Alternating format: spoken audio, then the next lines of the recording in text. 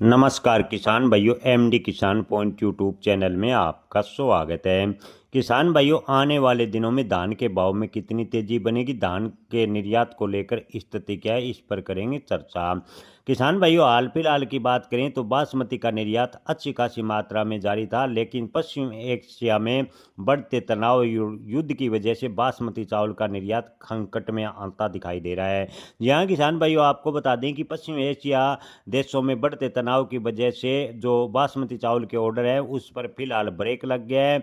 Iran पर Israel और America के हमलों से तेल की कीमतें बढ़ने और आयात बिल और रुपया दोनों प्रभावित हुए हैं। ईरान भारत का सबसे बड़ा बासमती का बाजार है, वहाँ की बिगड़ती स्थिति के कारण नई खेप फिलहाल निर्यातकों द्वारा रोक दी गई है।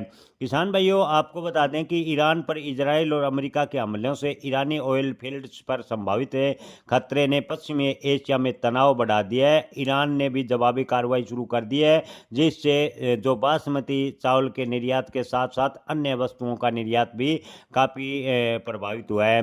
खासकर बासमती चावल के निर्यात की बात करें तो ईरान भारत का सबसे बड़ा बासमती का बाजार है। तेल की कीमतों में उछाल से भारत का आयात बिल बढ़ सकता है और रुपए पर दबाव भी आ सकता है। बासमती चावल के निर्यात पर फिलहाल संकट के बादल मंडरा रहे हैं। ईरान में इसकी बढ़ी हुई मांग, युद्ध की आशंका से पहले ही भारी ऑर्डर दिए गए थे, लेकिन आपको बता दें कि हाल फिलहाल में ऑर्डरों पर ब्रेक लग गया है।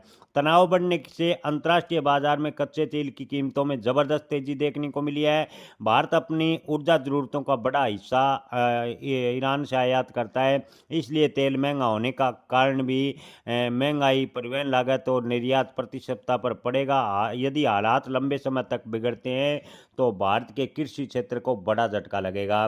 जी हाँ किसान भाइयों, अगर इसी प्रकार के हालात लंबे समय तक पश्चिम एशिया देशों में बढ़ते हैं तो कृषि क्षेत्र में इसका सबसे बड़ा नुकसान होगा। कृषि जो जिन्स हैं उसका निर्यात प्रभावित होगा, और कृषि की बात करें तो जिन्सों का निर्यात प्रभावित होने से किसानों को लगभग फसलों में नुकसान उठाना पड़ेगा। देश का किसान पहले ही आर्थिक रूप से कमजोर है, ऊपर से अगर इसी प्रकार का तनाव उलझता है तो भाव और भी डाउन होंगे। किसानों को फिलहाल भी लागत नहीं मिल रही, इससे किसानों को और भी बड़ा नुकसान झेलना पड़ सकता है। जय किसान, धन्यवाद।